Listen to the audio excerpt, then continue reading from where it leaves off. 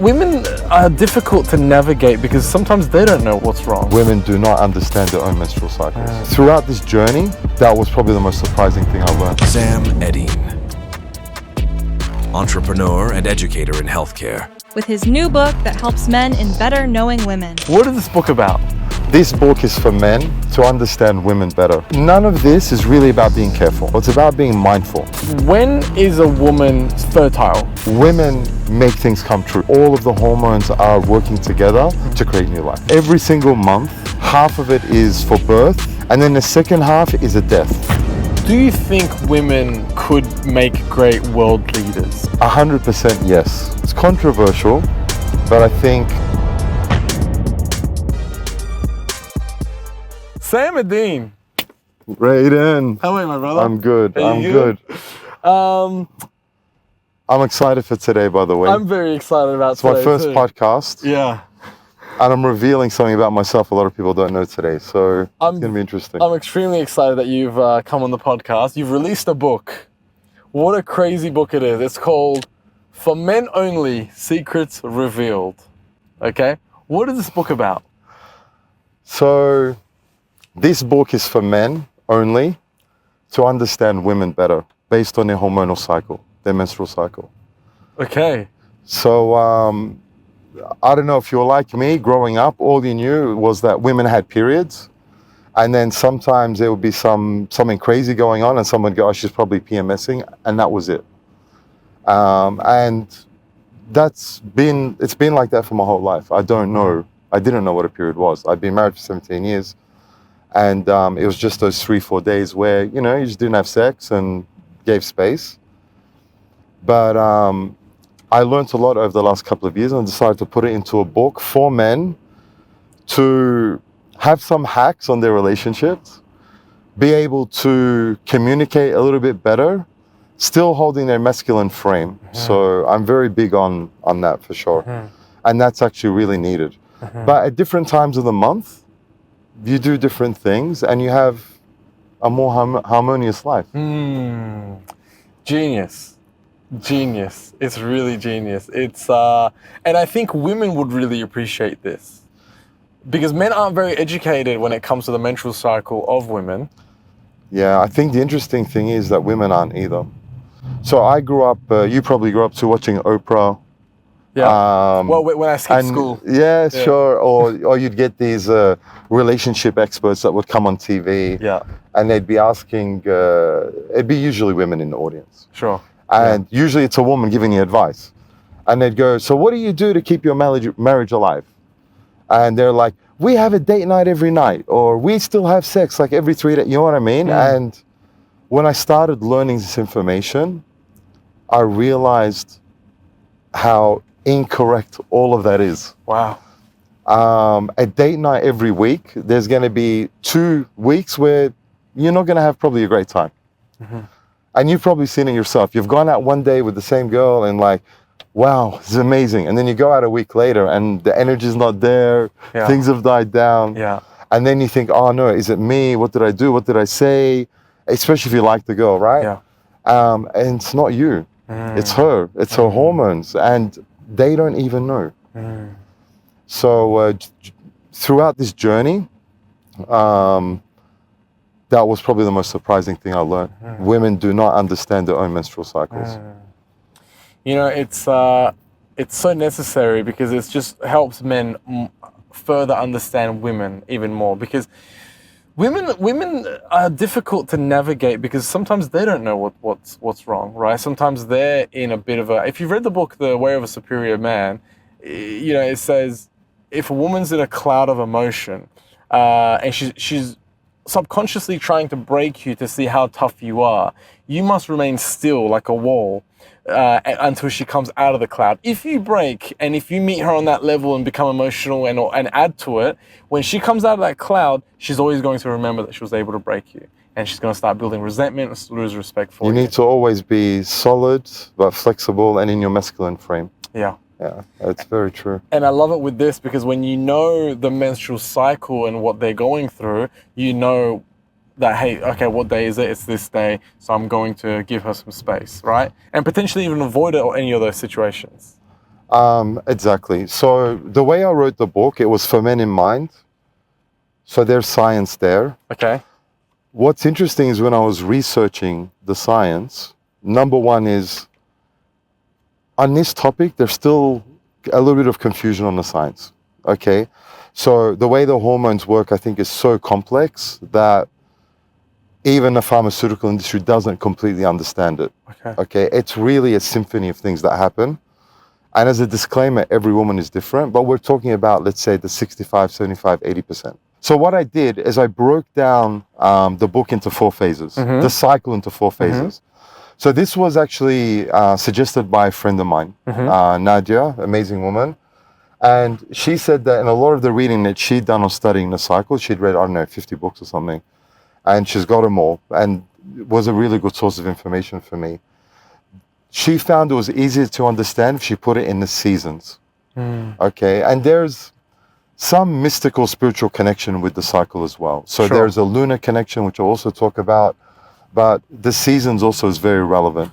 Before you go any further into that, let's put up the screen. Let's put up the chart that you've got in your book about the 4 seasons, right? Yeah. Explain that to me while also the viewers have it on their screen. So let's look at what a woman's function is biologically. It's fascinating. So every single month, there's half of it is for birth, which is preparing the body to conceive and have a baby.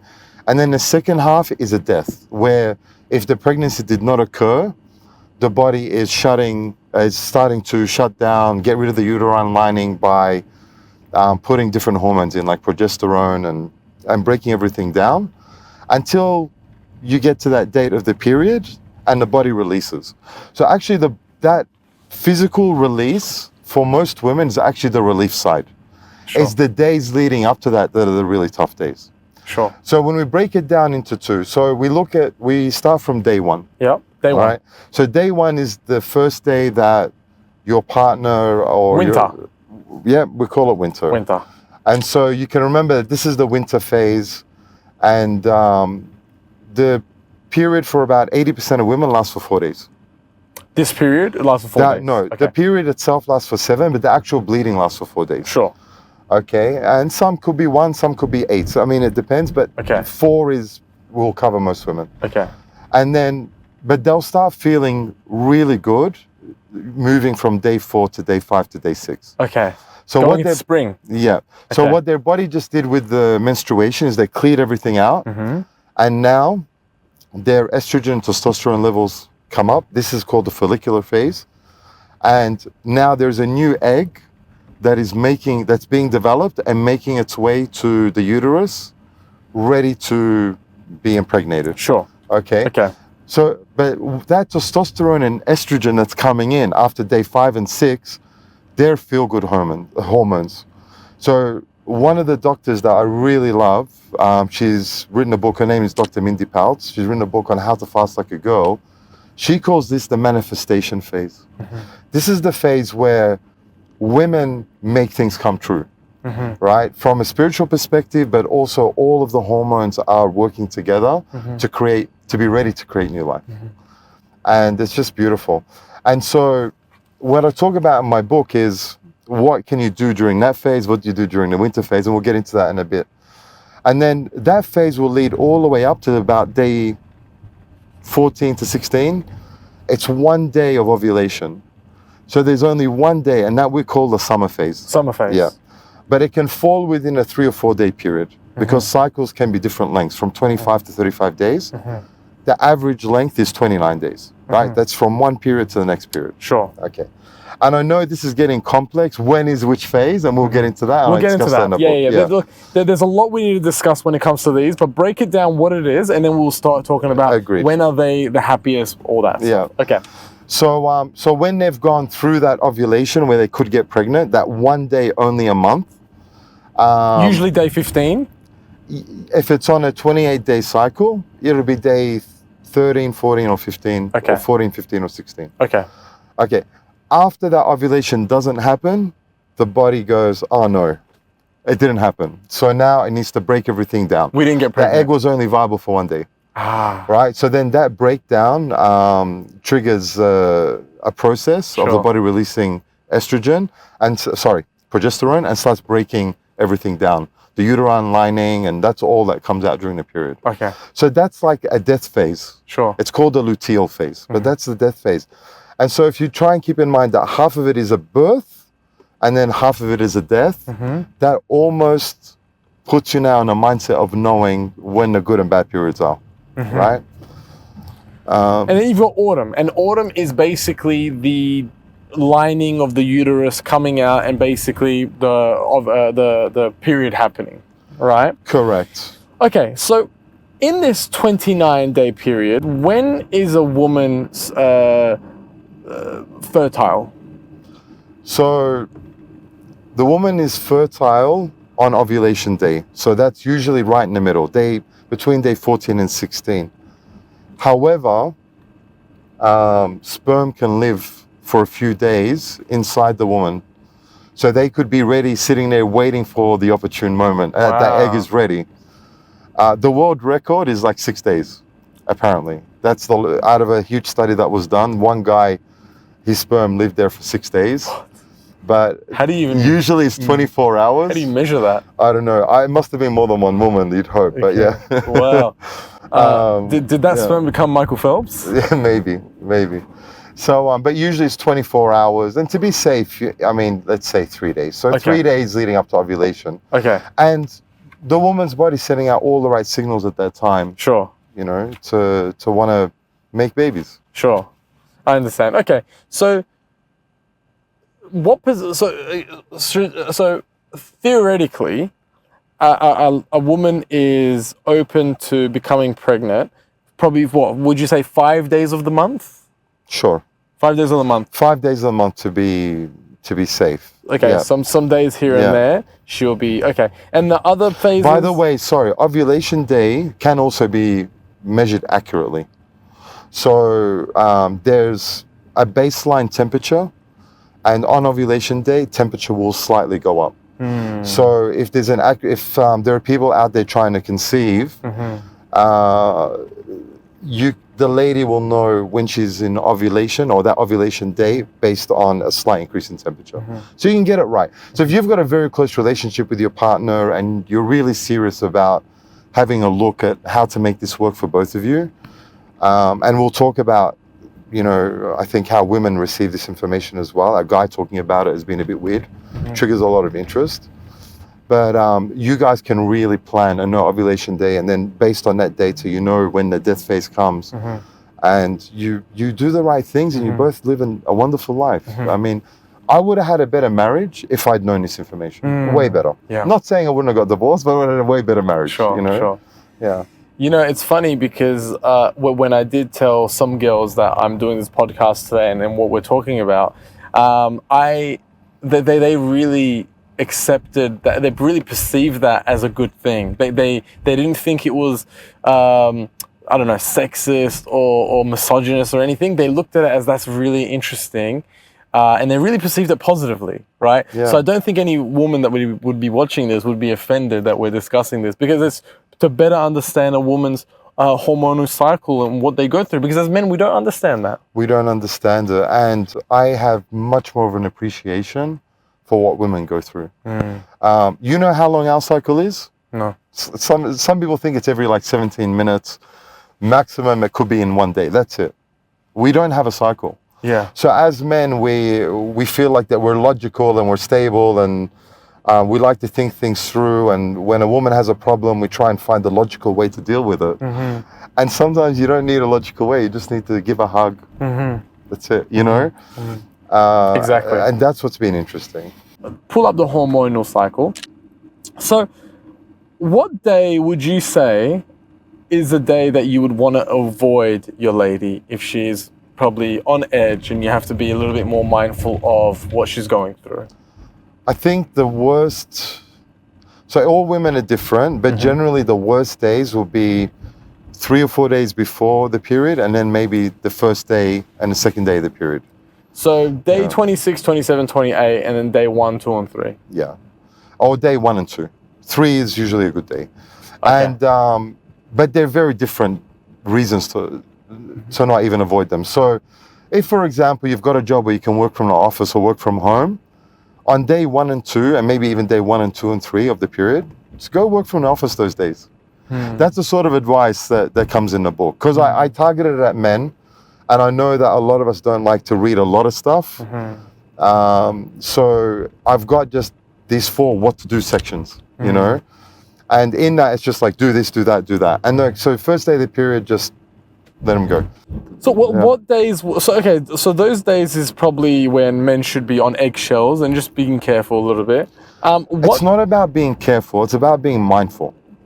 So none of this is really about being careful. You should always be your true self, okay? But it's just be aware that you might elicit your comments or what you're doing, what you're saying might elicit behavior that is now governed by hormones at that time of the month, and give them a pass on those days. Like I remember my ex, she'd stand in front of the mirror. She's a beautiful woman. She'd stand in front of the mirror and she'd say, "Do I look fat today? Or are my calves too big, too small?" I go, "You look beautiful. You dress nice. You look great." She'd go, "No, I don't." And that would almost trigger a bit of an argument. I'm like, "But you do." "No, you don't." "Yeah, I don't. I don't look good today." And now I realize that she was asking me that during the autumn phase, where that death phase was coming in. Progesterone was high, and she just didn't feel great about herself. But that same question between, let's say, days 6 to day 15, if she asked that question, it would have gone a completely different way. Got ya. So just be more mindful. If they're asking you this, and I know a lot of guys, because I spoke to so many guys about this, they're going through that. You know, little triggers, little arguments, and you just like, give them a pass, you know? What day would women be the horniest? Ovulation day. As horny as guys are, probably during the whole month, women are the horniest on one day of the month. Obviously, where there are some women can be horny the whole month as well, right? But that ovulation day is a crazy day for women. So day 15? Yeah. Okay. So if you've ever had a one-night stand, it was probably on ovulation day. I see. Got ya. Okay. By the way, Yeah. that probably also explains a lot of unplanned pregnancies. So it's a one-night stand. I mean, I had a good friend of mine that's got a beautiful a beautiful daughter and grandchildren now from a one-night stand that he found out about 9 years later. Wow. So Joe, if you're listening, hey man, beautiful story, beautiful man. So that day, the woman will be just as geared up to want to get into bed as you are. So if the things are right and she's a bit of trust there, then that's going to be the day. The day. And it makes sense because that's the day that they are ovulating. Well, not ovulating, so they're ready for pregnancy. Yeah. Is there, like, let's say you go out one night, is there like a universal thing where all women are all synced? Because the issue with this is women aren't all synced. One woman will be on day 15 while one woman will be on day 1, right? So is there anything that has a generalization where all women are together synced? Okay, so it's controversial, and there's a chapter on it in the book, and that's looking at the moon phases for the synchronization of the menstrual cycle. Okay. Now, a lot of studies have been done where they don't show definitive proof that that's a fact, but there is still a high percentage of women that will start menstruation on a new moon and reach ovulation on a full moon, and that's 15 days apart. And what else is interesting is that the average menstrual cycle is 29 days and the moon cycle is 29 and a half days. So the days match up. And then in a lot of different cultures, they've got a lot of traditions and things that they do around the phases of the moon linked up to the woman. So you can. And then the second most phase that's most likely for menstruation is the full moon. So some women are sort of like in reverse. And if you talk to some of the people that are a bit more into spirituality and holistic medicine, they might also even see a woman that maybe she's not switched around the right way, or needs to get more into a spiritual side and try and get that synchronization going. But it's a fascinating topic, really fascinating. And synchronization, though, I guess you're aware, happens with women who live together or a sports team together. That's a fascinating topic. And I actually knew that. That's probably the first bit of information I ever found out. I went to a university, I did computing and business, and the faculty next door was nursing. And I was reading something, and they said women that live together synchronize. It was a study done in the 70s. And the nurses didn't know that. The girls didn't know that either. And now I think it's a bit more common knowledge, but it's amazing. You've got a group of women living together, they synchronize, they eventually, and how amazing is that? So they'll eventually get to the point where they're ovulating on the same day. They're menstruating at the same time. And what biological process or means that serves, I don't know. It's interesting. You can think back to caveman days, I guess. And then I'd love to be able to study that more, because apparently it's like the pheromones of the most dominant woman are affecting the other women to synchronize. But what happens now in the way we live today, if you're living in a woman's living in a studio, and she's got a more dominant woman next door that she's never met. I guess the pheromones make it, but then does she synchronize or not? I don't know. So there's so much unknown about this topic. That's probably one of the most fascinating things about it. What about when a girl is on the pill? Now the pill makes you not have a period, right? Yeah, but I think I haven't really studied that too much, but in my book I say, okay, if a woman's on the pill, then probably follow the moon phases. But even the pill, like some of them will actually trigger an artificial menstruation.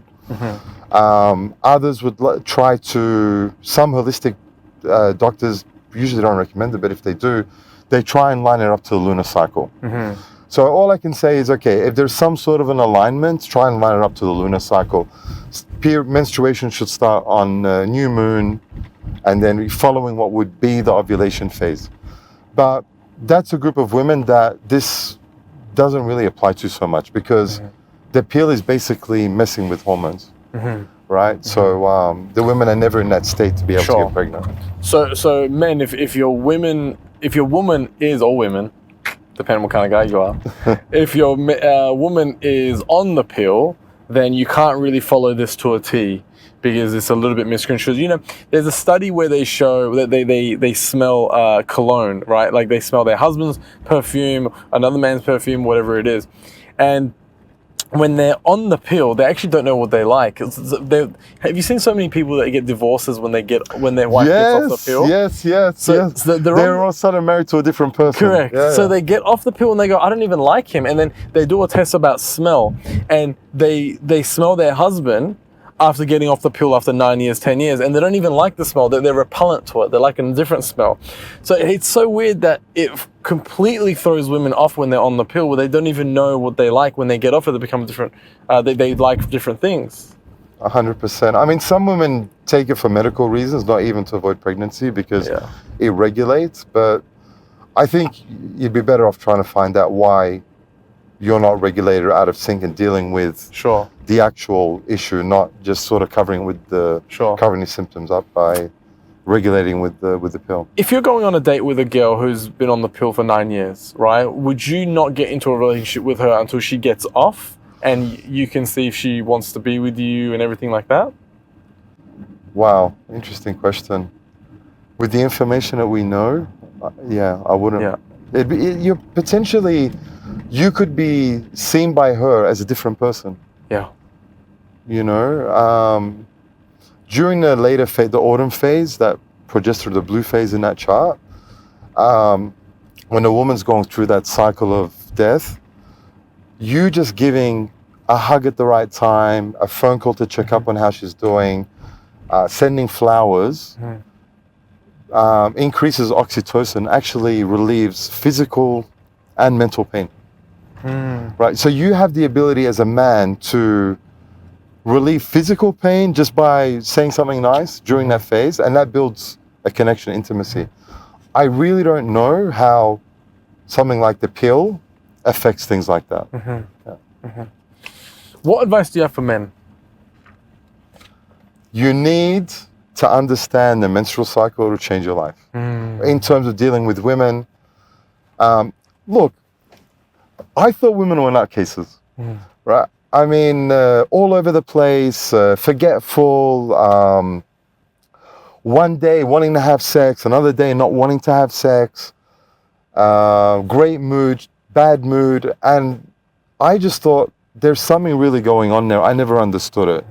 So as guys, we're given a logical way to look at this and be empathetic to the process that women are going through. I mean, imagine between, let's say 15 and 40 or 45 or even 50 now, women are every single month, their body's preparing to have a baby, not have a baby, preparing to have a baby, not have a baby.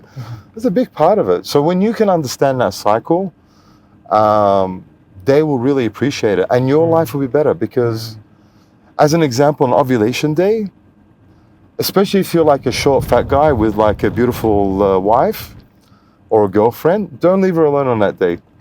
Like they'll be triggered towards a personal trainer or someone who's buff and masculine on that day. On that day. Logic will sometimes fly out the window, you know? And then you've also got a period after that where just showing care, attention, knowing when to take the kids out and give her a break, knowing when to do some work around the house. You don't have to do the dishes every day. There's 2 or 3 days a month. You do the dishes, you're good. Yeah. You know what I mean? Yeah. Just learning those things is really good. Yeah. Let's talk about cheating. Affairs. How have you realized, well, after this book and the research that you've done, I would assume that you would say cheating would happen during ovulation. Yeah. Am I right? Biologically, that is the time a woman's body would be open to exploring cheating, let's say. All right, there's a weakness. Sure. You know what I mean? Like, look, you can get the most decent, there are a lot of decent men out there, but you can get a most decent guy and at the wrong time, a beautiful woman, the situation's right, maybe a little bit of alcohol, and you use bad judgment, you'll cheat. You forget about it the next day, right? But for women, that all happens on that one day. Yeah. Because I was thinking, if she's biologically, sorry, because cheating isn't always a biological thing. That's just from the biological side. Their bodies want it. But then women need emotional stimulation. So women lacking emotional stimulation from their partner during any time of the cycle, and they find that in someone else, then they'd be open to a longer affair versus a one-night stand with the biology side of it. Because I was thinking, you know, on the days that, you know, if a woman has a man, and on the ovulation phase of the cycle, if she's at her most horniest, she'd be having sex with a man. But on the other days where she is going through, you know, a bit of a down, a bit of a lull, wouldn't they at that stage try to cheat because they are not happy? I mean, then that comes into the emotional side. Okay. So if someone's sharing, let's say a work colleague is showing a lot of care, as during that autumn phase, then that's going to trigger some oxytocin. And that's going to make her feel good, like we talked about before, right? Physically and mentally. And then she'll have feelings of affection or love that might come up at that time. And then over a sustained period of time, sure, it can happen. You know, during, you know, I was on a double date recently, and it was both first dates. You and 2 girls? No, me and my friend, and I brought a girl and he brought a girl. And by the way, I gotta say, this could be related as well. When we do double dates with 2 girls, 2 couples, the women tend to be a lot more open and feel safe because I feel like there's another woman there. While when you go on a date with a girl, you're sitting across from each other. It's almost like an interview. Yeah. Right? It's all okay. But when you go with a bit of a dynamic with another couple, it becomes a little bit more open and loose, and women are a little bit more comfortable to talk. Anyway, so the girl that I took on a date, she was you know, getting a little bit drunk, and we were playing like, well, I don't know, they were coming out with secrets, and she said, I'm going to say something controversial, but women fake an orgasm 99% of the time, something like that, right? And I said to her, how, like, even if it's signs of a trembling leg or whatever, how can you? She goes, listen, if a girl wants you to feel good, she can make that. She can fake that too. Now, Why? Because they just want to finish faster, or like they're bored and they just want to get over and done no, with? it's like a gift for the man. Okay. Right, I want him to I feel get it. good, Yeah. right? Because it's an ego thing, right? It's similar with guys when they have sex with a woman and she orgasms and she climax. That's an ego thing that I'm a man. They also have the That's same true. thing, right? True. So my question is, if she's saying most of the time women are faking orgasms, right? Does that mean it's because of the menstrual cycle in terms of at their horniest they're more inclined to orgasm, which is day 16, 14, 15, 16. So you've got a 3-day window that you have a highly likelihood of a woman orgasming, while the other days, because she's not fully in the mood, she can't orgasm? I don't know how. I haven't looked at putting orgasm with that phase. But during ovulation, the woman her body needs to have sex. Okay, during that day. So she'll be more inclined. I guess it would be logical to assume that she would have orgasms easier during that phase. But a while ago, we were talking, actually just before we started our podcast, we were talking about people using what's called the rhythm method. So they can have sex at the right times of the month so that they avoid a pregnancy, right? Now, if you're having sex at the times of the month where a woman can't get pregnant, it means that she's not in that phase. So she would probably biologically not really feel like having as much sex, right? So it might not be as enjoyable for her at that time. And then that's where maybe the faking of the orgasms comes into it. I don't know. It's an interesting question. I like it. But you know, women still want to have sex even outside of those times, because for women it's not about the climax, it's about bonding. That's the oxytocin. Yeah. Yeah. So like during that autumn phase, if your woman is very comfortable and feels like sex helps with that bonding, then it's less about the orgasm, more about creating an emotional connection at that time, I think. So you don't need to judge yourself if you're not giving her orgasm. I mean, it must feel pretty bad as a guy. If you're her guy and you hear her saying, I faked my orgasm 99% of the time, now you're in your head every time you have sex and you're thinking, is she really coming or not? Is she really having an orgasm or not? I don't think that's smart of her to say that, actually. If that guy, she's with that guy. It was the first day. Yeah. We didn't really know each other. Fine, yeah. But he's never going to know. Yeah. He's never going to know, you know. Look, advice to a woman, if you're going to do that, just don't tell the guy. Yeah, just don't tell the guy. Yeah. I mean, look, you're right. Men should stop putting pressure on themselves on that, because it's sometimes it just can't happen, right? And besides, women come from here, right? They don't come from actual physical stimulation or anything like that. But that's really interesting, because I always thought to myself, because listen. Look, man, I'm talking about the menstrual cycle. When it comes to orgasms and stuff like that, and I'm not an expert, right? So I don't know. I really don't know. Physical, mental, it's a combination of everything, I guess. And also, women are so different. You know? If you like this video, consider subscribing. We do weekly podcasts with experts in every industry to help you find direction and guide you on your way. Now let's get back into it. Should we get a coffee? Let's get a coffee. Let's go. Hi, how are you? You good? Hi, how are you? This is the menstrual cycle doctor. The menstrual cycle doctor. You see a new superstar every time, huh? Yeah. But, yeah. Is the lady here? Sorry? Is lady here? Yeah. Yeah, tell her. The lady loves us. She's always coming here like, who do you have today? I actually come here, so. Do you? Yeah. And because they're Filipino, I had so many I business meetings, yeah. always say, do you know Manny Pacquiao? Oh, we love Manny Pacquiao. Like, that's Manny Pacquiao's manager. Hello! Hello! Hi. How are you? You scared me. You scared me. We have the menstrual cycle expert. You wrote that one. Yeah. Yeah. That's his book. How So are I'm you? helping men. Times your guess. That's my guess. That's right. How are you? You good? 1 Americano cold, 1 Americano hot, with a little bit of cold milk, a dash of milk and honey. Sure. I really need to get sponsored by these guys, honestly. Costa Coffee. I'm always getting coffee from you guys. You guys should be sponsoring. Should sponsor Radin. Costa, shout out to Costa, sponsor Radin. Honestly. You know what though, with the boycotts on Starbucks, I think they're good. Well, you know what? yeah. We're going back to Starbucks. No, I'm joking. We're not doing it. We're staying with Palestine. No, I haven't had a Starbucks Same. since the war started. Same.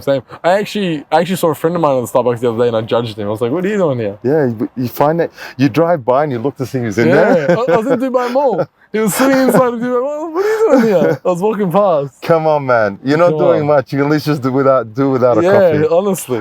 Jesus Christ. This is the expensive water. Give me other one. What are you doing now? I'm kidding. It's okay. Here you go, Shaq. Change this one. Thank you so much. Thank you, sir. Bye. Good seeing you. Nice to meet you. Bye, Thank see you. She's so nice. She's adorable. Oh that wow, girl. look how they're packaging this now. Yeah, they great. package it like that. How did you get into this? So I've been water fasting. I've been actually body hacking for a long time. So one of the big things I've done is water fasting. I met you actually in an ice bath, Yes. if you remember. Yeah. So I embarrassed myself. look, man, for some people, like I probably can't. You do a lot of time in the sauna, right? Yeah. So I probably can't do that. Sure. I think it's okay. It's what Okay. you get into. Yeah. But yeah, so during this journey of water fasting, it made such a huge impact on my life. Okay. In terms of I mean, I was 10 years ago, I used to get up with knee pain every morning and inflammation in my joints, and it was hard to take 3-4 minutes to start moving around. And now 10 years later, I jump out of bed, no issues. Wow. And it's because of the fasting. Wow. And I'm just addicted to it. I do at least 3 days a month. And now I'm trying to lose my dad bod in 30 days. It's my Wow. 4th day, so it's 4th day without food. And I think I might actually even go up to the 30 days without food. I want to see what happens, Okay. you know. But fasting's amazing. How's that for your acid stomach? That's what it would bother me. It's not acid. There's no acid. No. No. No, your body produces the acid it needs when you start consuming food. Okay. Otherwise, it's not producing it. Sure. I So must you're have fine. stomach acid problems then, because I don't think I could do that. Especially having black coffee on an empty stomach. Does Yeah. that doesn't bother you? So stomach acid's an interesting thing. What do you take anything for it? No. Okay, good. Maybe just add like Gaviscon? No, that's the opposite of what you're meant to do. Because we grew Wow. up thinking that, right? Yeah. No, you need to take acid. So you need to actually Lemon juice. lemon juice, apple cider vinegar. Yeah. Have that in a glass in the morning. Because the reason that you feel the acid is you've got this little flap, and when there's that flap opens when it thinks that there's not enough acid, but you're feeling now the acid. So then you take a Gaviscon, which is actually a base, right? It's the opposite of an acid. It's alkaline to reduce the acid. But then your body's like, but we need more acid. So then it keeps that flap open. That's what I understood out of it. Wow. So the first time I actually tried it on someone else was I had a personal trainer years ago, bodybuilding guy. He always had acid issues. I think it was just on a lot of stuff. And I bought him some apple cider vinegar and water, and he drank it, and it was the first relief it had in like a month. Wow. It was pretty Incredible. cool. No, I know. I had lemon juice when I had acid reflux problems because actually it acts as an lemon juice acts as an alkaline instead of an acid, even though it's acidic. I don't know about the lemon juice. I know about the vinegar. Vinegar, apple cider Okay, vinegar. so I know lemon juice is an acid. I don't Yeah. think it's actually. It's actually bringing up your acid level, Sure. Radin. It's not reducing it. So by bringing up your acid level, this flap, and excuse me for not knowing the name, but Yeah. it closes, and then you don't feel that reflux. Sure. Yeah. Oh, I see what you mean. Okay. Yeah, got so ya. you're actually bringing it up to more acidity. Got ya. Yeah. Got You ya. used to take when we were kids, Yeah. take a glass of milk. That was the wrong thing to do. Yeah. Share a glass of water and vinegar. Yeah, you know? yeah. Apple cider vinegar. Okay, I'll try that. I'll try Yeah, that. try I it. appreciate that. Try it. How does the menstrual cycle influence a woman's decision making and mood? Wow. So you've got different hormones that are in play the whole cycle, okay? On day 1 of menstruation, that's what we call the start of the winter phase. So the period, the first 2 or 3 days, she's just coming off this progesterone peak. Her body's is now evacuating the uterine lining because she didn't become pregnant. At day 3 or day 4, estrogen starts to come in. Estrogen we know it as a woman's hormone, but we all have it, right? Sure. So you have healthy levels of estrogen, right? Because that's a feel-good hormone. Estrogen triggers serotonin and dopamine as well. So all of a sudden now you've got these feel-good hormones coming in, starting slightly at day 3, getting much stronger at day 4 and 5, and then reaching their peak all the way up to ovulation is sort of in that, what we call the spring phase. During this time, this is the time when women feel good. I called it before the manifestation phase, but this is the time when women should start a new business. This is the time when they should start a new diet. This is the time when they should start new sports activities, get into new hobbies, start painting. This is the time to go out, have fun, have sex even, right? Because those hormones, estrogen and testosterone, are the hormones that make women feel good, all the way up to day 15 or ovulation day. And then when that drops off and we go into what we call autumn, then the body's now preparing for that death. So the hormones get all over the place. You got progesterone, cortisol, which is a stress hormone as well. And their decision making, they become forgetful. Some women do. Some of them at different times of that period, maybe near the end. But if you've ever had, you're always losing your keys. You're always losing your keys. I trust 30% of the guys listening to this have a wife that's always losing her keys. But she's usually losing her keys at that time, in that 2-week period. Yeah. We spoke that, in a previous relationship, we had this thing that measured my partner's menstrual cycle, and we knew what days we could be intimate and for her to not get pregnant. Right? That just seems so necessary to me now, because men are forgetful. So if I ask her when is what day, she's on day 3, after a week or 2, I'm going to forget what day we're on. There needs to be something that we can measure it then. So we're working on an app, and possibly by the time the podcast comes out, it'll be ready. Awesome. But even with that, the app will actually be much more for men. Sure. But you can just download now like a flow tracker, a period tracker for a woman. And then it will ask, enter the first day of the period, how long the period is for. So if you at least you need to know the first day. Sure. Okay. And that could be by realizing that if you're still working things out, maybe your partner's a woman that feels very protective about it, but you still want to do the right thing. You might see, okay, she just bought some sanitary pads, or it just came in the Amazon order or whatever. But you put down day 1, it'll ask you then how many days is the period. So that can be from anywhere like 2 to 7 days, but the average is 4 days. Okay. So you put down 4 days for the bleeding side of it, and then it'll ask you how long is the cycle. Most women are 29 days. Like we use 28 days, everyone uses 28 days in the industry to help map things out in a cleaner way. But all of the new studies are showing us just over 29 days. So you put in a cycle length of 29 days, and that tracker now will show ovulation date and next period date. And then when you look at the book and you see where ovulation date is, it becomes very simple using the color codes and the seasons to work out when the different periods are for when you should be doing the different things.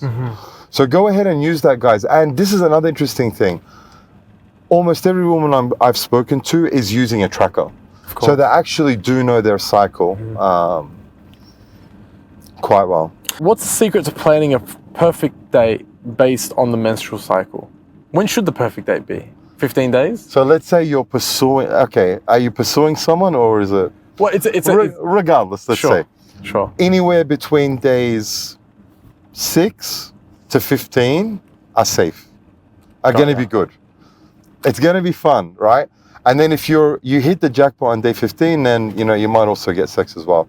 But that whole period is open to sex. I mean, the woman's body's got testosterone pumping into it, and they just want to have fun. Like, so 6 to 15.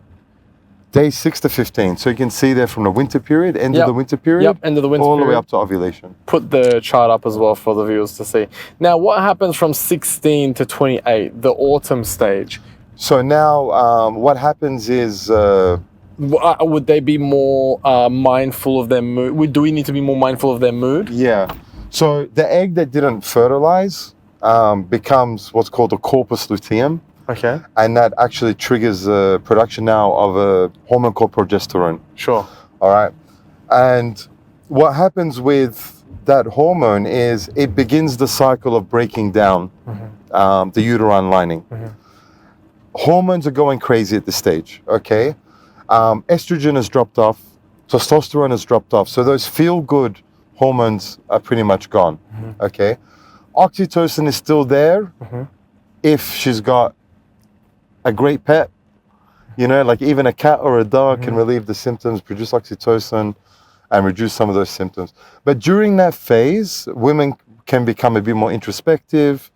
They're not as motivated to start new things. And interestingly, their body starts to burn 300 extra calories a day. Okay, So now that's a lot. these poor beings, women out there, I respect you because they've just started a diet feeling great at like day 13 or 12. They hit day 17 or 18, all of a sudden their body is craving external nutrition. And this is the link with fasting because women would fail, they're most likely to fail fasting if they're doing it in that part of the month. So because their body's now craving carbs, it's craving more dense foods. They begin to crave chocolate. Even a lot of women on their days of the period, they crave chocolate. Get that. Yeah, and that's a release of oxytocin as well with the Sure. chocolate. So it gives some relief. So it's so interesting, man. Women need to be aware of this information probably even more than men. And women aren't. They're not. I've heard so many women saying, I don't even know what I want anymore. I don't know what's going on in my head. I can't even, you know. They don't know. Like I've done yoga now for 6 weeks, almost every day. Like on average 6 days a week. And we want more guys to come to the yoga group. I'm the only guy there, but I'm surrounded by a group of women. And after yoga, we sometimes sit, we have a coffee or a tea or whatever. And they've become really open to what I'm doing. I know their menstrual cycles. They're almost in sync, most of them. But it's been so interesting because they'll just be having a really bad 2 or 3 days. Or they'll tell me, you know, last week I didn't feel good. And I know the other one didn't feel good either. They're fighting or there's drama. And I know why. You know, I know why. And it's like, wow. Before I would have said, oh my God, they're nutcases. But no, I know why. And I'm like, well, you're probably on day 3 or 4 now. Like, how do you know? And it's just science. So as guys, we crave science. So just tell me what to do. When I was going through my marriage, like let's say the later phase where it wasn't going so great, I would say, just tell me what to do. What do you want? I was out of my masculine energy. I was out of my masculine frame because I got so confused, right? And it's a different story. When you know what's going on now, you don't need to be confused. You hold your masculine energy, you hold your masculine frame. You let the woman be a woman and get into her feminine. You support her at the right times of the month without feeling that you're being weak or giving in or whatever stupid, you know, sort of ideas pop into your head, like, am I a real man? No, there are days of the month where, yeah, you just, you're good. Do the dishes, take the kids out, be really nice, get flowers, get chocolates, you know? And then there's the time of the month, like day 4 or 5 onwards, you need to be in your masculine frame. They're craving a man. But you've been beaten up so harshly over the last 6 or 7 or 8 days during that autumn phase. All of a sudden you popped into the phase where she wants you to be a man and you're not a man anymore. You're like, you're being broken down by the same woman that now wants you to be a man. So just learning the phases, it will change your life. It will really change your life. That's actually my next question. I was going to ask, how can understanding a woman's hormonal cycle enhance the overall relationship satisfaction? I think I answered it. Yeah. From a satisfaction, I mean, you know, you hear this thing now, like I've heard it from so many women, I just want a real man. I want to find a real man. At the same time, society is bringing up a whole new generation in the West, let's say mainly, of people that are men that are meant to be more understanding, more emotionally connected. Yeah. Look, you need to be like that maybe a week in a month, 10 days in a month. It's Sure. fine. It's okay. Sure. But you can't be like that the whole month because Yeah. you become the person that a real feminine woman doesn't want to be with, Yeah. you know? You know, you have to meet women's emotional roller coasters. You know what I mean? You can't just be giving them the same feeling all the time. You have to make them feel secure, happy, sad, vulnerable. Like it's all. Who wrote about that? It's a mixture of emotion that generates correct. affection or love. Yeah, Even negative emotion. correct. Even yeah. the negative emotion of arguing or keeping them on their toes or giving them the feeling of insecurity where he could go away with another man or with another woman. That also you have to kind of meet them on all angles to keep them satisfied. So all emotions are being satisfied. I think when you're holding your masculine frame, you're true to who you are, you have a purpose and a journey, and you're working on, you know, keeping your family secure and safe or whatever you need to do as a man, those things naturally happen. You know, she wants to go out and you've just got too much work, like I'm not going out, she gets upset, you've just triggered that emotion, right? But I think, I don't know, I read something a long time ago where guys use that for manipulation, right? Yeah, or they're naturally just don't care. That's why probably women fall for guys who don't care so much because the guy just doesn't care. So then they're instilling this unpredictability of emotion. It's a very good question. I like it. It's interesting, Radin. For anybody watching this who's got a woman, who's got a female boss, Yes. when does somebody ask for a raise? So let's look at the phase. So everyone thinks that the period is the bad part. The period is tough for women from a physical perspective, okay? Sure. They can get cramps and things like that. So some women get it a little bit tough. Sure. But generally from an emotional perspective, by day 2, 3, 4, things have improved dramatically. So you want to be asking in the spring phase, Okay. right? Just think of it as spring, birth, rebirth, right? It's when new things begin to grow. This is the phase where you discuss promotions, you discuss a raise, you discuss new business ideas. You can put a bit more of an input from your side, and you're going to be able to get into a much more interesting give and take discussion. Okay. As you move into the later phase, the autumn phase, you want to show loyalty, respect, let her know that you have her back, you know, because that is the time where you need to let her feel that, yes, you know, you're someone that she can rely on to help her through things. How do you ask your female boss when her period is? Yeah, this is a tough one. That's the tough one. Call her husband. That was the biggest problem. Yeah. Like for me to say, okay, how do you ask a woman when her period is? And I found that you just ask and it's fine, and I actually appreciate it and sparks up a whole conversation. I don't know why as men we've grown up with this stigma on this topic and we're afraid to talk about it, or we just ignore it, almost like it's not there. You know, okay, you're on your period, okay, we'll just avoid sex for 2 or 3 days, and that's all we knew, right? But you find that they're quite open to it, and women then start sharing their cycles, and it's very interesting. It's very interesting. So it's just to ask, but obviously you need to use some emotional intelligence, right? Don't ask your boss at work when her period is, you know. But interestingly enough, there are programs like in the UK now where they're making it very open. They've got it a little bit wrong because they're like, okay, we're going to give women 2 days off a month on their period day. But they probably would prefer those 2 or 3 days on just before their period off. Sure. But if that information comes open, you've got a progressive manager, a progressive boss who's a woman, then you can use the information in this book to know when to ask for a raise, when to go for a promotion, when to suggest new ideas, and then also which part of the month should you just be really supportive and have her back and do all those sorts of things. And you have an amazing relationship with your boss as well. I was actually very surprised how open they are to talk about this when I did mention it. I thought somebody was going to say, oh, you're a misogynist. No, they were like, that's amazing. I can't wait to watch that podcast because I want to know too. Yeah. I thought they would think I was a creep. Yeah. Because originally I wanted to do the app where it would just help men, like with the general phases, and it turned into a book. I thought it'd be creepy, and then I let a couple of women know that I trusted, and they were like, "Oh my God, this is amazing!" And they read the book and they loved Yeah. it. You need to do this book for women as well. I'm like, I'm just doing it for men. If you guys want to get it, but Yeah. it's for men. But it can you know? relate to women too. Sure, it's targeted Right. at men. The information is simple. I try not to talk about the hormones too much. You know, there's four sections in it. Just tell me what to do. You know, during this phase, just tell me what to do during this phase. I'm Yeah. gonna even it's going to be released as an ebook first, so it's going to be even like a short guide that will just come with the book as well. Obviously, we'll leave the link on where they can buy the book as well underneath the video. If somebody was to propose to their girlfriend for marriage, when should that happen?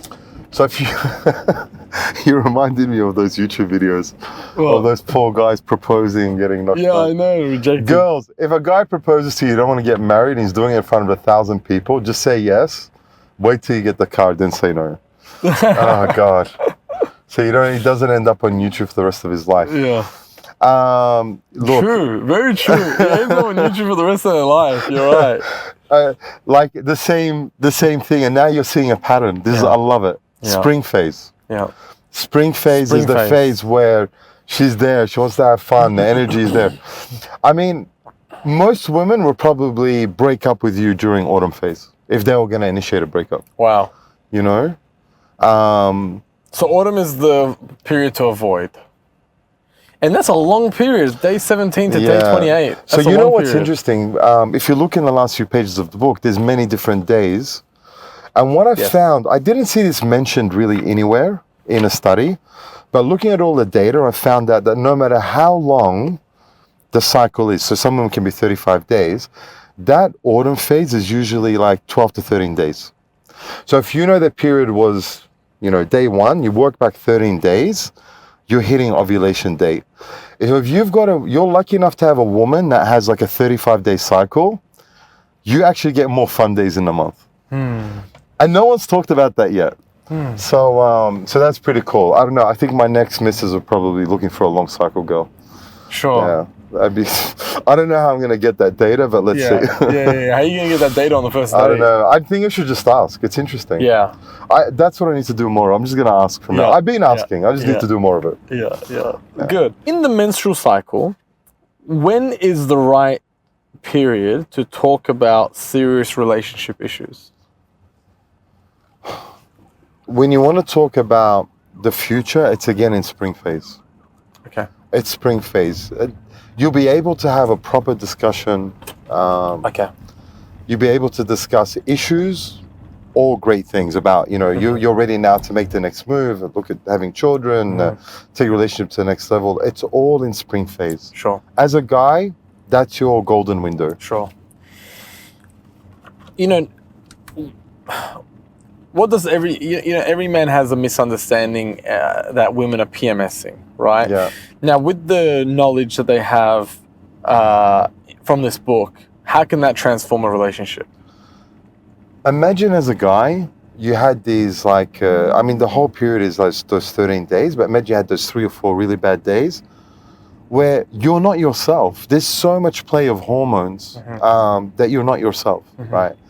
And I think guys just need to be aware that it's not the woman, it's her hormones that are a large part of her, and you need to give her a pass on those days. Give her a pass. Don't get into fights. Don't get into arguments. Don't try and win over petty arguments. There's no point. Just say, you know what, you're right. We'll do it. At the same time, you don't always be highlighting, oh, today you're in autumn phase. No, also don't do that. But just be aware, be aware that this is the phase she's in right now, and you be a little bit more understanding. Give her a pass on a lot more stuff than you normally would. That's actually a great point. You can't actually use this information against them, being like, oh, be quiet. You're just going through autumn phase right now. Relax. Yeah. I'll talk to you in 10 days. You can't also use that as well. That's men being toxic, probably. Plus, every phase has its time where you actually, let's call them brownie points, right? So we're talking about when to have a serious discussion. It's in spring phase. But on day 1 or 2 of the menstruation, you get brownie points by taking the kids out that day. You know, by working in the office that day, not working from home. by not asking her, are you okay? What's wrong with you? Just do the dishes, get on with it, take the garbage out if that's what your lifestyle's like, and just do what you need to do and just give her that space. You know now those 3 days. It's much tougher for her to know when your 3 days are. We don't have a cycle, but there's at least 2 or 3 days in a month. You just don't feel like talking to anyone, right? Let's go. You don't want to talk to, you don't want to see anybody. So men have that too, because sometimes I put that down to bad sleep. From women, that has been the most common question, what's a man's cycle? Because I think if they've been with someone or dated for a long time, they get to a period in every few weeks where the guys just say, look, I just really want to be alone for a couple of days, or I just want some time, or just leave me alone, let me do my thing. That's a great tradition of people going outside in the garage and working on their car, right? Which we've lost now. But it's important for men to have their own thing, whatever it is, hobbies, whatever, to give themselves that space. But for women, it's easy. You know those days are, and you know the days before her period.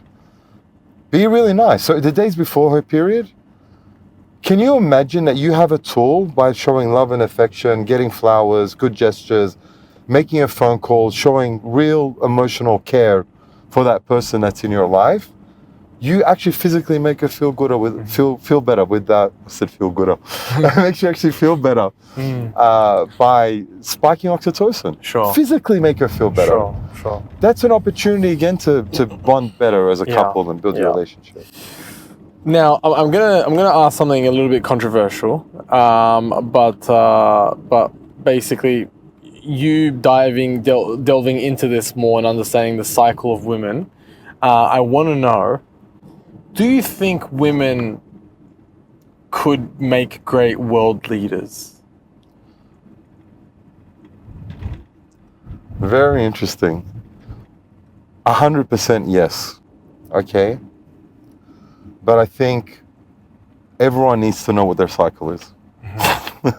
So the diplomats, the other presidents, everybody needs to know that Angela Merkel's at the table. And Germany. Well, I mean, if she's gone into menopause, we didn't talk about menopause yet, then it's a different story. Sure. But no, on a serious note, I mean, women bring so much to the table. So much to the table. I've found so much wisdom and very high levels of intelligence from special women in my life. Some that I look at as sisters, some that I look at as family for sure, And the wisdom and the knowledge and the perspective that they give you on things, we don't get as a guy. So they bring that to the table. They see things from a different perspective. The way that a woman's brain is structured, they're actually much more emotional. There are better connections between left and right. And there's a chapter on that in the book as well. They're able to tie things much better in terms of decision making, but also looking at the emotional side of it. I think where the challenge comes with women, if you look at someone like Nikki Haley or Hillary Clinton, they're trying to be strong women. They're not really, they've lost that, right? They overcompensate by wanting, to kill 1 million people somewhere. But look, it's not a point about their intelligence, but if they've got a supportive partner in the back end, they can, great leaders. Supportive partner. Supportive partner is an interesting one, right? I have a question about this. Pull up the menstrual cycle chart. I want you to go through each 4 seasons and let me know how to be a supportive partner in each season. Let's start off with day 1 to 8 in winter, right? In winter. What do men have to do here to be a supportive partner? In winter, take the kids out, cook a meal, do dishes, take the garbage out. If she's got errands or things she needs to do, go ahead and do those things. If she's working, try and in those 2-3 days let's say do the physical side of tasks that she might normally do. Okay, they'll be well appreciated at that time. Give her her own space and don't always ask her what's wrong, how you feel. Just give her space, 2 or 3 days, leave her alone, and she'll appreciate that. Let's move to spring. What do men have to do to be a supportive partner during spring? Spring's a time now, when we're going from spring to summer, testosterone's high, estrogen's high, they feel good hormones. This is the time to get into your masculine frame, Go out. So I don't want you, this stupid thing of like, we go out every Thursday night, forget that, get rid of that. Go out 3 or 4 times between day like 6 to 15. Go out every second night during that time. You're both gonna have an awesome time. Go out, start new sports, start new activities, start new diets. You know, this is the time where it's fun time, it's springtime, you know? That is what you do. And love that. you're a man. Love that. You're a man. Summer. That is like the continuation of spring phase. It's really only one day, but it can fall within those 3 days. Man, be romantic. It's more sexual, I imagine. It's sexual. It's Yeah. sexual. It's biological. There are physical changes in her body that really want her. She needs to have sex. So, as a man, my advice is be there on that day. If you're planning like a weekend getaway, a holiday, try and get it in that spring and summer phase. You're gonna have a good time, right? And yeah, just try and be there. Like if you're gonna set a calendar for things that you do every month with your work or whatever, just make sure those are the days, as much as you can. They're free days for you guys to go out and have fun, you know? Autumn. Wrong. Autumn. Yeah, I mean, Hide. if you're casually seeing someone, avoid them a little Yeah. bit on those days. But see, the interesting thing is, they're more challenging days for us as guys, as also for women. But they're an opportunity to build intimacy. They're an opportunity to build a stronger bond between both of you, because showing affection on those days has a physical and mental effect on the woman. So she's gonna get more attached to you. It might not be as sexual, it might not be as much fun. You might get a bitchy response, right? But caring during those days builds a stronger bond. You know, understanding her cycle is so crucial for men seeking deeper connection with women, because it's so good. Like, you know, a guy would think to himself, I love what you're doing, by the way. Thank you. I love what you're doing. And I'm so glad that somebody that I'm close friends with is doing that. Thank you, Radin. Because- It means a lot, man. I thought this journey would send me down to Creepville. No. I was so concerned. I'm Yeah. sort of like, I'm gonna come out with this book. Even my boys, they were like, Adam is like, Dad, are you sure? Yeah. Like, you know, but they've come around now. Even they're like read the book, and I love that you're you doing know, this. they're like 18, 19, and they talk about it normally now. So I love that you're doing this. And the thing is, the reason why it's scary is because it's never been done before. But you're filling a gap in a market where nobody realized they needed before.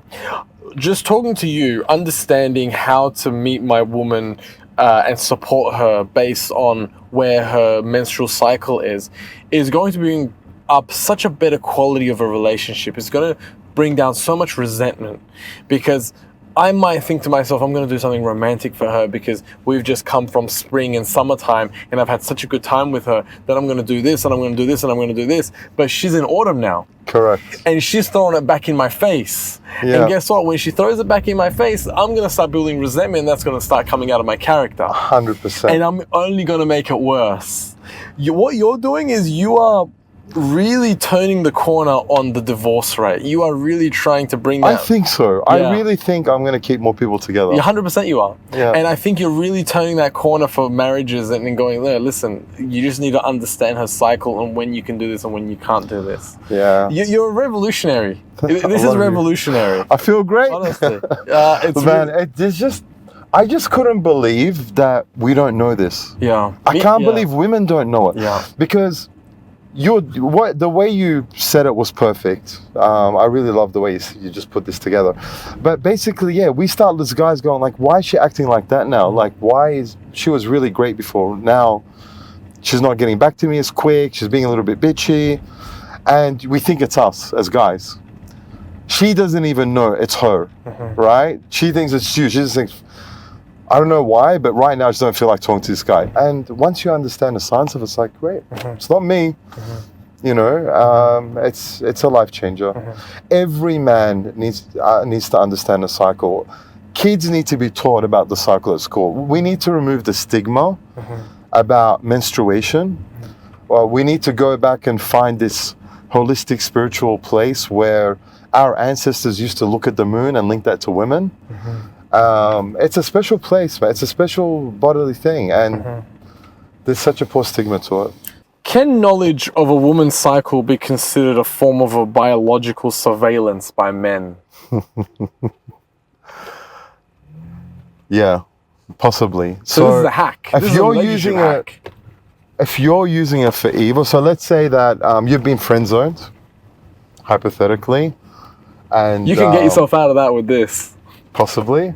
So you've been friend zoned. There's a girl you really like. I'm about to and, go through my phone list after this.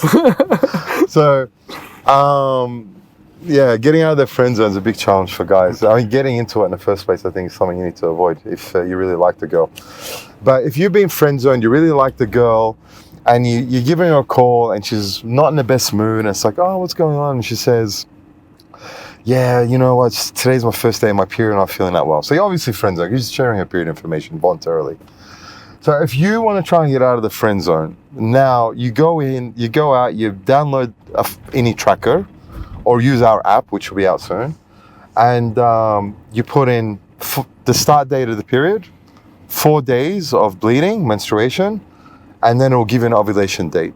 And then set up a date out for you guys together, 2, 3, 4 days maximum outside of the ovulation date.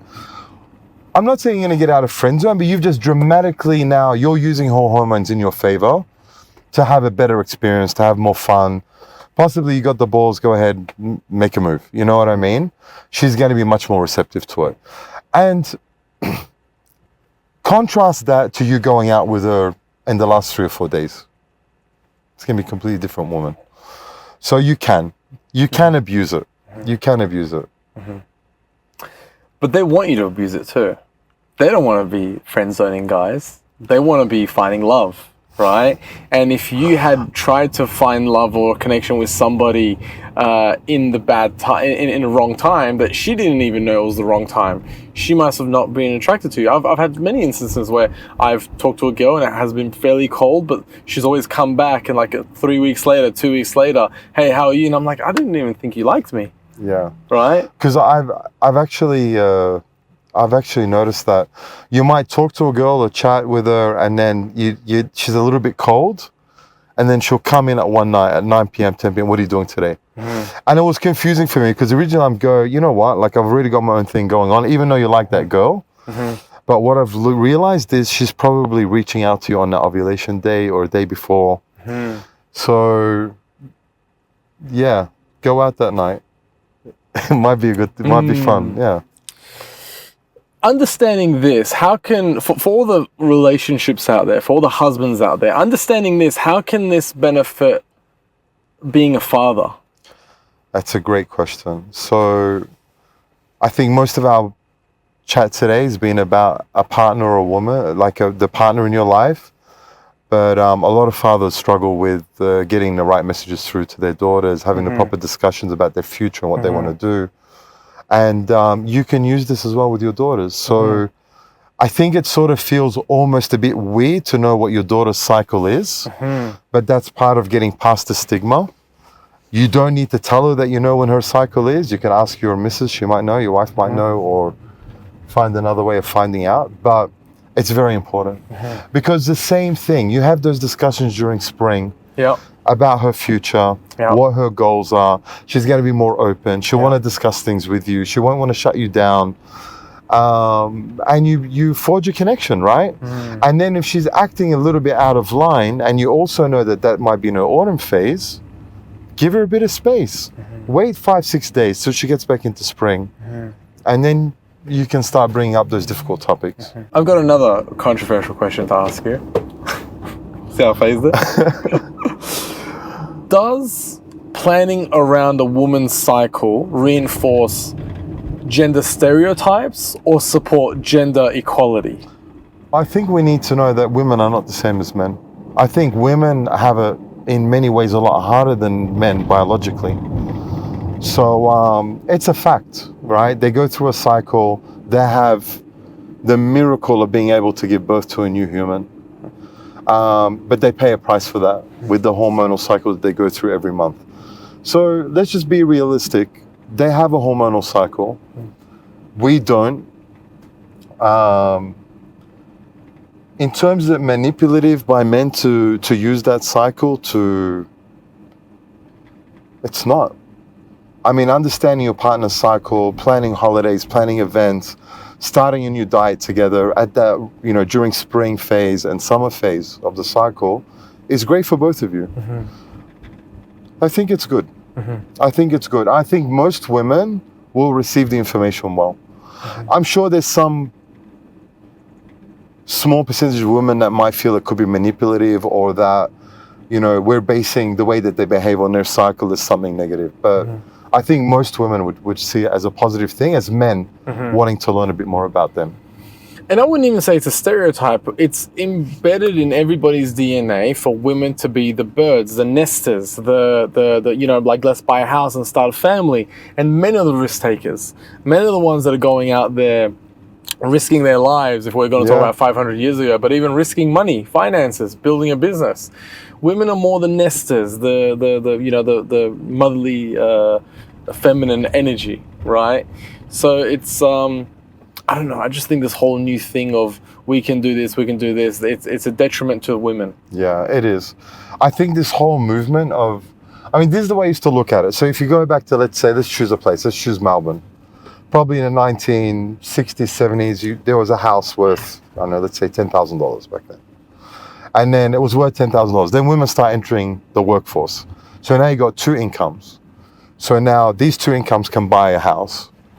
But so they go out and buy a more expensive house, but now that same house, because there's more money put into that pool, has just become 20,000.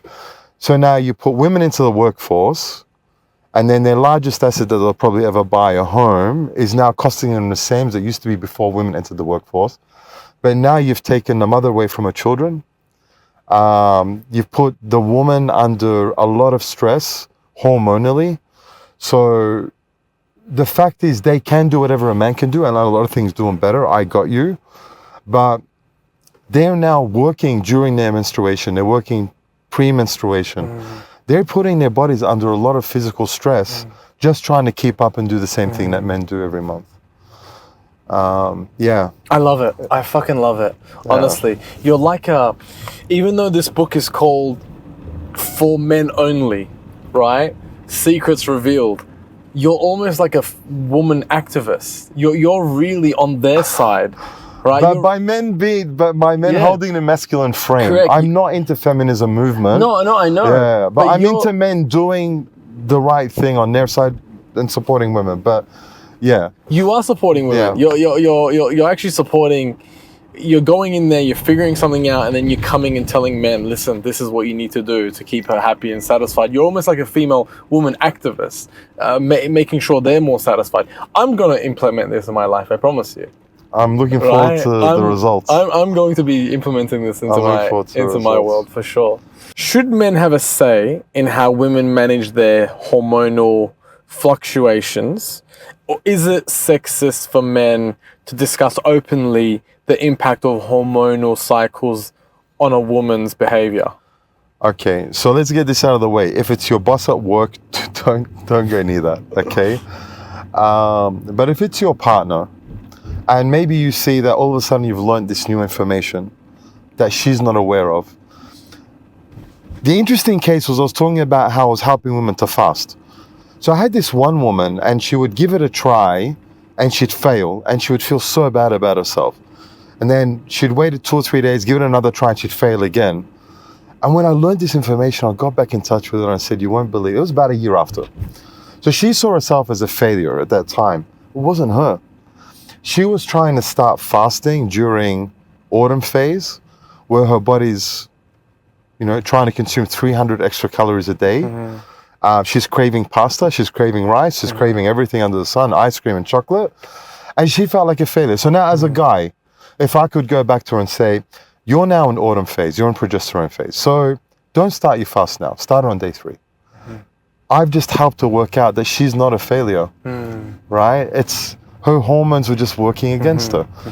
So in those cases, or maybe if you're not comfortable, just leave the book lying around and see what happens, you know? And also, you should probably give them that information during autumn phase. No, during spring phase. You don't want to give that Sure. information during autumn phase because they're just gonna. You're a quick learner, Yeah, right? I'm You're a learning. quick learner. I love it. Give them that information during spring and summer, or at the end of winter, and then during autumn, don't make sure you know. So use that information to when you should tell somebody that information too. You know what I'm so happy about? This season thing works. Yeah, it does. Because it was so hard to try and get this information to be digestible. It still could be easier, I'm sure. Yeah. But I love it. You're already using Already. the language. It's embedded in my brain now. Yeah, I It's love embedded. I love it. It's so easy though. It's so It easy. is. And It's so easy with such a difficult topic. You've simplified something that has been. Elon Musk said the biggest risk to humanity is repopulation. We have a repopulation problem when people aren't having kids anymore. I mean, It's depopulation. sorry, Yeah. depopulation, right? Well, we have a repopulation problem, Yeah. right? So people aren't really conceiving having kids. I know with me and my cousins in my family, there's only one person out of 12 cousins that has kids. Wow. And I'm the second youngest in the family. Everybody's older than me, and I'm 34, and I don't have any kids. And everybody above me doesn't have kids. So you're really fixing that. It's such a major problem, and you simplified it so easy for me to learn it so easy. So what you're saying is you think that this will help people, men and women, understand each other better and consider having a family. What To I'm that saying, to that extent, what I'm saying I'll be is- responsible for repopulating the world. what I'm saying is this has the potential to does. revolutionize. It does. I need to get the message out properly. I want the app to work properly. For men, but you Yeah. can use the women's apps now. Go use them. Yeah. If that hasn't come out by the time this podcast has come out, I don't care. Just go and use the Sure. and use the apps, the women's apps.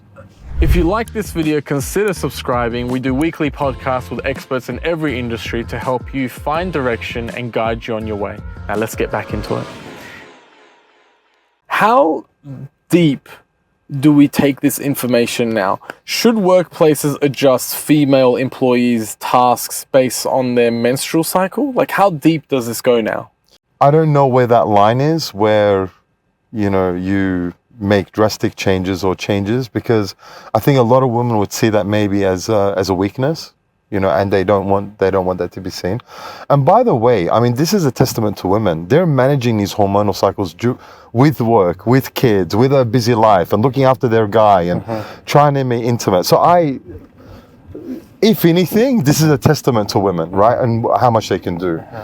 But interestingly, you can see now that in the UK, for example, they want to give women an extra 2 days off a month during their cycle. A year ago, I would have thought, well, it's not fair. It's not right. But now it's like, yeah, it's right. And then if you're a guy and that woman just took 2 days off for a cycle, just do some mathematics and make that work in your favor, right? Don't go and ask for a promotion on day 25, Ask on day 6, 7, 8, 9, 10. So is it ethical for men to use these apps to follow the menstrual cycle of their partner? I think it's a responsibility to do it. Wow. I think you should. And it's so easy, right? They're free. Like the ones that they use, they're keeping track of their cycle. Most women I know are. Yeah. And I don't see anything unethical about it. But I think you need to be emotionally intelligent on how much you share. Like you said earlier, you don't want to be sitting there going, yeah, you're feeling like this because you're in autumn phase and your progesterone levels have gone up and there's cortisol, but I'm going to come and give you a hug so that we increase oxytocin and you'll feel better. Have we bonded yet? Yeah. No, I think you should be emotionally intelligent with the way you use the information. Yeah. But track it, because you can do great things for her. You can make her feel a lot better. You can really build your relationship. I see it as a necessary element of care now to do it. Now that you know the info is there, you need to use it. Should hormonal cycles be taught as part of premarital consulting or relationship coaching for men? Can you grab my book and show the cover to the camera and just read the top line? What does it say? What every relationship book missed. The secret influence to her cycle.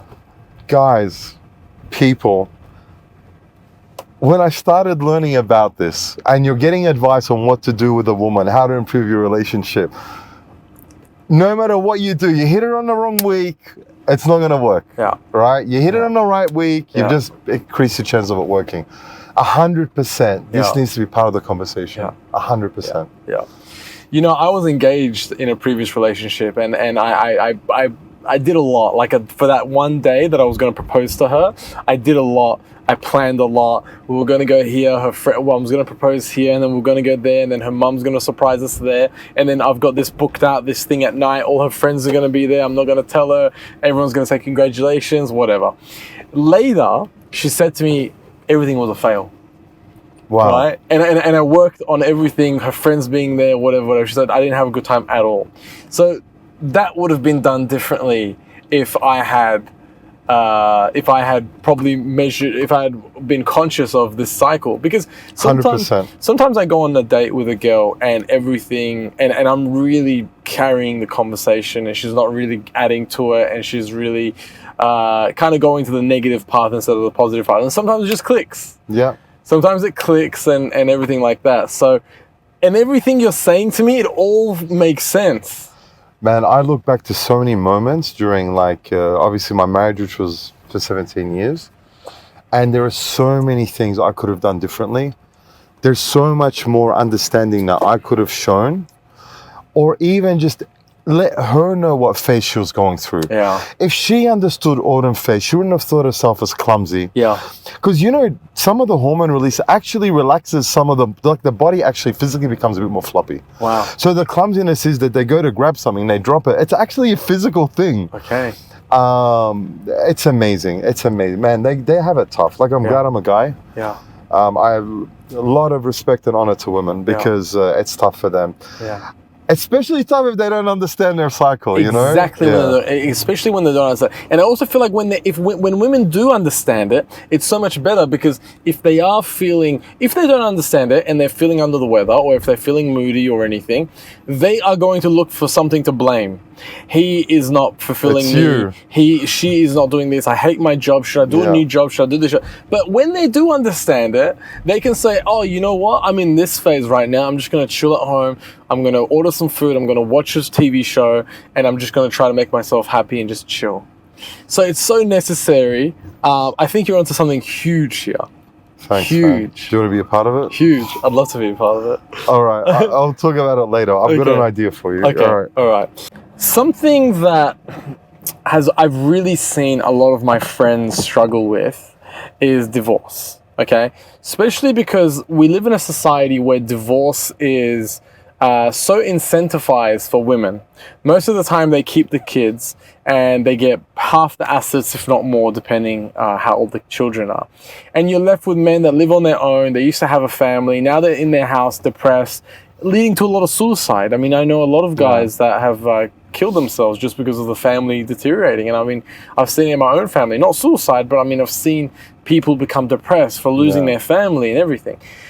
Should this, what with the information that we have, the hormonal cycle awareness now, should this be some way like challenged or taken into consideration in the court of law when it comes to family law and divorce? No. I think the chance to use this information is before things go that far. Sure. I went through it myself. I used to drink on my own. It was to just, because, you know, as a guy, you're there to keep your family together, to provide. And when you sort of all of a sudden see that dream crumbling, things start breaking down around you. It's not easy. I think for men, there's like a 2-year period where they need to sort of grow again, you know? And it was tough. So I don't know. I don't think so. I think that's gone a bit too far. But managing the relationship, getting back into masculine energy, working again, this is so tough on guys, Radin. So many people I know are getting divorced now, and the women are taking the kids is the worst thing. The money's something, okay, whatever, but you can always make money back. Like if you're switched on, you make money back in a year, you know, whatever amount it is. Yeah. But It's the kids. I've got a friend who's been deprived of his 2 daughters now for over a year, and it's broken him. He's broken, and not only deprived, but the kids have been turned against him. Wow. You know, and it's tough on guys, man. It's Wow. broken him. Yeah, you I know. Yeah. Now, how further do we take this? What about the criminal law? What if there's a lady that commits crimes, burglaries, murder? What about murder? Right? Things like this. Like, how far do we take this? Do we have to take this information into the court of law when it comes to prosecuting a woman? I reckon based on our discussion today, I guarantee you that there'll be some lawyer somewhere that's going to use that. Sue me. She was in her autumn phase. Yeah, exactly. Oh, wow. Exactly. That's such a good question, though. Judge, I'd like you to refer to this book, page. That's such a good question. Yeah. So interesting. But what are you trying to say about women? That they're more likely to commit murder in autumn phase? No, I'm From saying... based on your knowledge so far? Yeah. I'm saying, you know, now that we know this information... If they pull a knife out, they're in autumn phase. Yeah. They're in autumn phase, exactly. If you haven't learned anything today, if a knife comes out, they're in autumn they're in phase. autumn phase. Just go away for a week, come back later. Yeah. If they're threatening you for a divorce, they're in autumn phase. With the information that we have now, how do discussions about menstrual cycles impact the feminist movement? I think the feminist movement, I mean, probably we should even talk about what is the feminist movement now. Because you've got that whole transgender thing happening where the feminist movement is supporting guys moving into women's sports. So even when a guy decides to become a woman, he's better at it than the women. They've been winning awards and stuff. Not only sports, they've been winning like beauty awards and things like that. The world's a mess, I think. The Western world, let's say. That's one of the things I love about living here. I think things are more sensible. I think that's the bigger issue and challenge for the feminist movement. What we're talking about, understanding women better, can be looked at in 2 ways. It can be looked at as possibly manipulative and that, you know, you're exploiting or using women's hormones to time your interactions or what you're trying to achieve. Or it can be looked at as you being a bit more understanding and caring, wanting to do the right thing. I think the information is there, it's what you do with it. It's not relevant to the feminist movement, I feel. Very well answered, by the way. Should schools educate boys about menstrual cycles to promote understanding, or does it risk inappropriate use of the information? Wow, nice question. So my boys, I've got a 14-year-old and a 19 and a 20-year-old. They all wanted to read the book when I was working on it, right? They wanted to know more about it. And I think that was partly due to them being around when I was having some discussions with women about it. And then they saw that the women were really eager to know a little bit more and learn the phases. It triggered their interest. And they probably saw it as creepy when I first talked about it, and now they want to learn more about it. We have to. You know, schools are becoming almost useless with what they're teaching. And so what could be more important than teaching them more about their bodies, more about the bodies of women around them, boys and girls, you know? I spoke to a woman the other day. We were talking about the cycle, and she wasn't even sure about ovulation. Wow. She didn't know. She knew ovulation was in her app, but like she didn't know, is that the only day you can get pregnant? Can you get pregnant after that day? Can you get before that day? Whatever the app told her, she thought she had. I'm sure she's going to learn more about it when she decides to have a child, right? Sure. Or she accidentally has one. But we need to get more practical education at schools now for people. Something like this is critical. Let boys know what's going on. 100%. Yeah, especially with this. I mean, you know, they don't teach financial literacy in schools. They teach you how to, you know, they teach you history. I mean, history is, it's more of a passion than something necessary in the in life. For me anyways. But, you know, with this is really good to teach at schools to keep marriages together, to keep healthy relationships. And also when you keep a healthy relationship, you prevent, like when you go to a park and enjoy a park, when you walk your dog in a park, when you're leaving the park, do you pour fuel on the park and set it on fire? No, somebody else has to come to the park and enjoy that after you leave. That's and true. what a lot of men do by not understanding this is they create trauma for women and they leave and somebody else has to deal with that. So teaching this in schools, avoiding trauma, you're going to see a cycle loop where it just comes back and benefits other men. Look, I remember being on the school bus and this girl gets up from the bus. I was probably like 12, 13, 14, something like that. And she just had a huge stain on the back of her skirt. And it's like, we just pretended we didn't see it. We didn't really know what it was, you know what I mean? But I can imagine what she would have gone through that day. Wow. Wow. So if you know what it is and girls just go through it, I think it would help. Look, university becoming irrelevant. Even the stuff they taught my kids, I mean, they'll learn about physics and science, okay? But they won't know exactly how the electricity is working in the house and how to change a plug. Wouldn't that be a bit more useful? Like, learn both. But wouldn't that be more practical and useful that they know how an electrical plug works? You know? Yeah. Those are the things that annoy me about education now. There's two things that are outdated. Marriage and schools. University, yeah. Right? Like, and this really helps that. This really helps the marriage side of things where... It helps the marriage, for sure. For sure it does. And on the university side, like advice, seeing that you've got a large audience of men, if you're a father out there, don't just blindly push your kids to go to university anymore. Don't do it.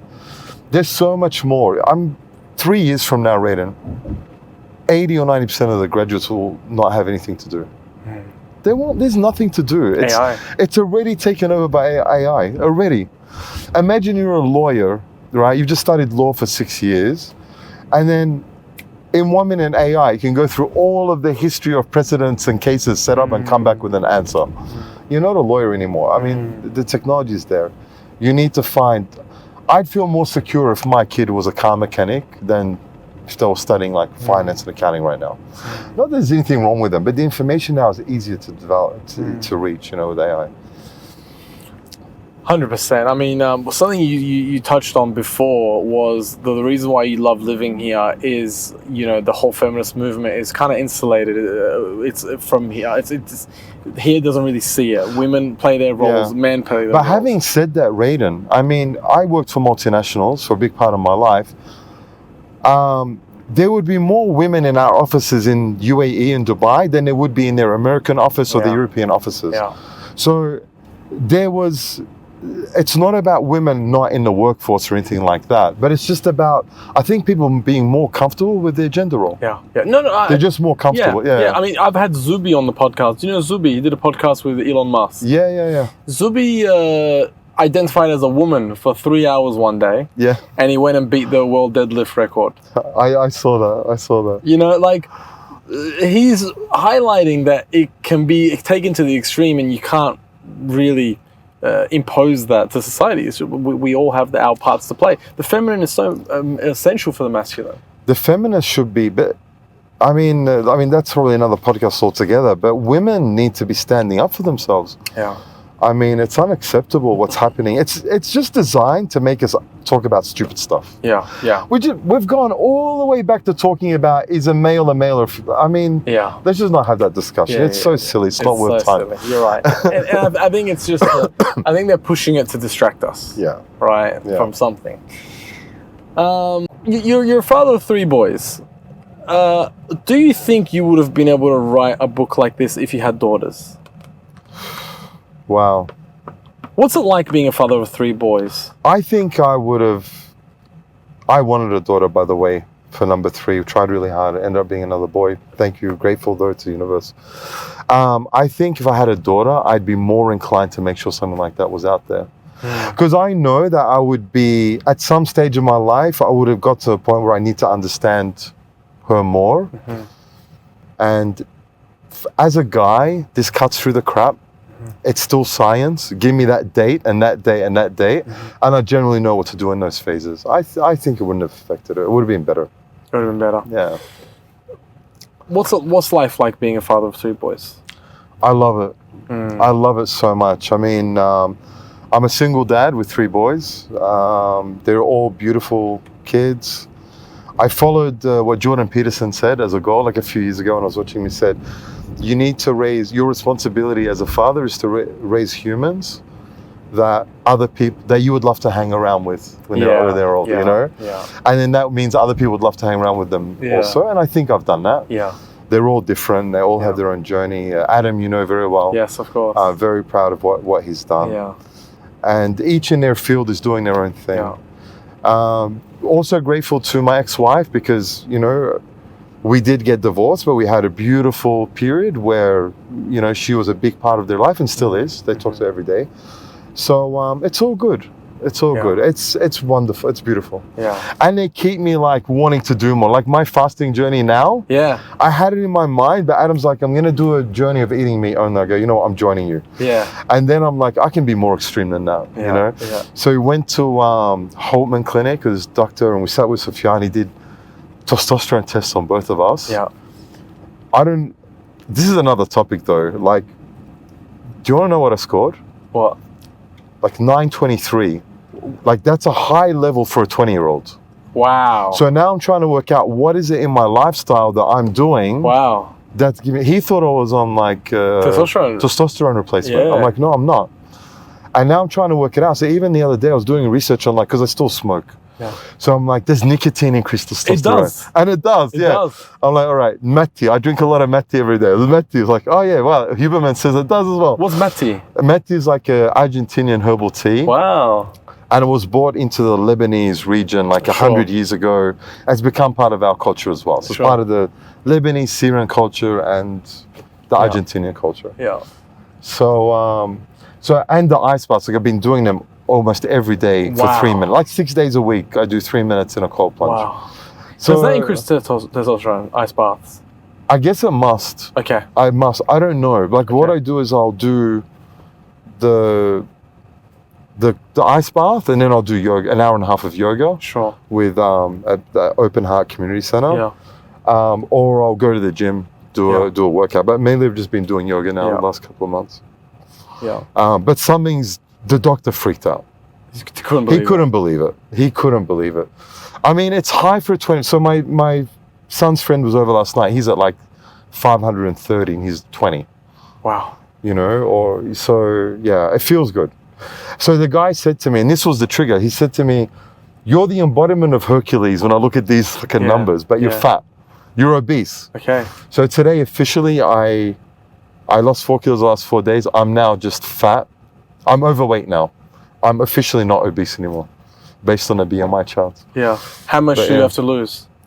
I mean, my goal is to lose another 8 or 9 kilos. Okay. It'll still be, I don't care what their charts are because I'm quite big, so I like being big. Sure. But yeah, I want to lose another 10 kilos or so. Just, you know, lose that dad bod. You'll do that quick. Man, I'm going to do that quick. My goal is to lose dad bod in 30 days. Yeah. So that's what I'm going to do. Yeah. I love your kids. To be honest with you, your house seems like Andrew Tate's house. Really? It's like just boys and it's just boys doing push-ups and eating steaks and just competing with each other. Yeah. If you're in the ice bath for 3 minutes, I'm in the ice bath for 4 minutes, right? Just constantly pushing each other, which I love. And it really pushes your boys as well. And I mean, they've done great things. I mean, Adam at his age, he's on Virgin Radio. You know, it's crazy. So I love it. I love to see good things happening, good people. And we love having people like you. I mean, we met you at that ice bath, you know, that day. Yeah, I consider you guys family. I think if something ever happened to me here, you guys would probably be the first people I'd call. So I appreciate you coming on board. I appreciate you making this. Radin, we're going to change the world. Insane. We're going to change the world. Get this book, please. All men that are watching this, you need to get this book. The link is in the bottom. It's in the video. You definitely need to listen. Just this 2-hour podcast, I've learned so much. I'm using it in my vocabulary already. It's crazy. It's ridiculous. It's going to change a lot of things, and this needs to be pushed out to the masses. I wish you came up with this earlier. honestly. And well done to you, because this is a risky move, because it's something that's never been done before. But I know this is going to be perceived really well. I know this is not going to be. This is not. I think so too. This isn't going to come across as misogynist or sexist, and you can even see all the women are so interested in it. Even if you're a woman and you're watching this, this will help you. This will really, really help you, because so many women don't understand their own menstrual cycles.